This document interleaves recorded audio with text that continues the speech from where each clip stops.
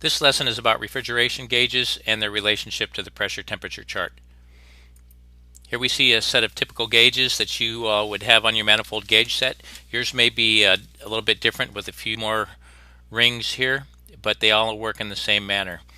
The first thing we'll look at is the outer ring of the low side pressure gauge here.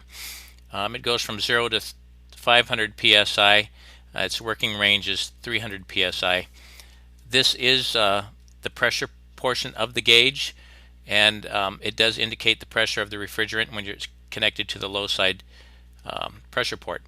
And the high side pressure gauge is the same type of gauge, except it goes up to 800 psi. The really cool thing about the gauges here is the inner rings, and you'll notice that there's a ring designated as R22, and then there's an inner ring designated as R410A. These inner rings don't indicate pressure, they indicate temperature. The first one we'll take a look at is the R22. We'll see how this works. So you're going to connect your gauge up to the low side pressure port, and whatever that pressure might be, your needle is going to roll around, and it is going to, let's say for example, fall right here at 100 psi. As you'll see, when the needle indicates 100 psi, it will fall across the inner temperature rings right here, and if you'll notice at the point where it crosses the R22 temperature ring, it looks to be about 58-59 degrees right here on the inner temperature ring. So how does that relate to the pressure temperature chart? Well, let's take a look at our pressure temperature chart. This is the one from our textbook, and we're going to look at the R22 column, and we're going to find 100 psi, which falls in this range. So 100 psi is going to be right about here, and if you follow that across to our temperature column, you'll see that 100 psi saturation temperature for R22 is about 58-59 degrees. So what you have is a pressure temperature chart right here on your gauge. It gives you your pressure, and the inner ring on your pressure and temperature gauges shows you the pressure temperature relationship, just like the pressure temperature chart. So let's take a look at another example, and we will go over to our high side gauges, and let's say our dial is at 300 psi for an R410A system.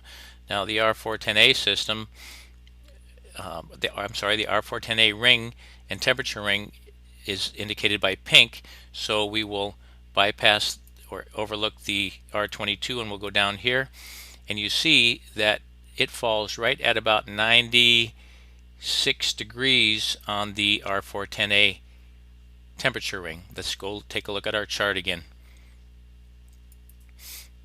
So we need to find our R410A column, which is the pink column, and we're going to look for right around 300 psi,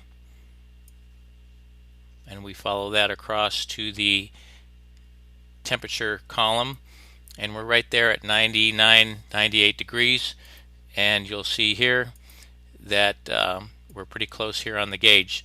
So what I want you to remember is our pressure gauges are really a pressure temperature chart, and you're going to be looking at temperatures more than pressures. Hopefully that makes sense. So let's review. The outer ring of the pressure gauges reads psi G, which is the pressure of the refrigerant. The inner rings read corresponding temperatures of the refrigerant at saturation temperature, just like our pressure temperature chart. Our gauges are really a PT chart, and we're going to be looking at the temperatures more so than we're going to look at the pressure with these gauges. Now, if you have any questions about Module 3, refrigeration, saturation temperatures, superheat, subcooling, PT charts, gauges, this is really important for you to grasp, so please send me an email with any questions. Go to the lesson forum and post them there. And if you're really stuck, we'll schedule a time to do a Skype video cast, and we'll get you through this module. So thank you very much, and we will talk with you on the next lesson.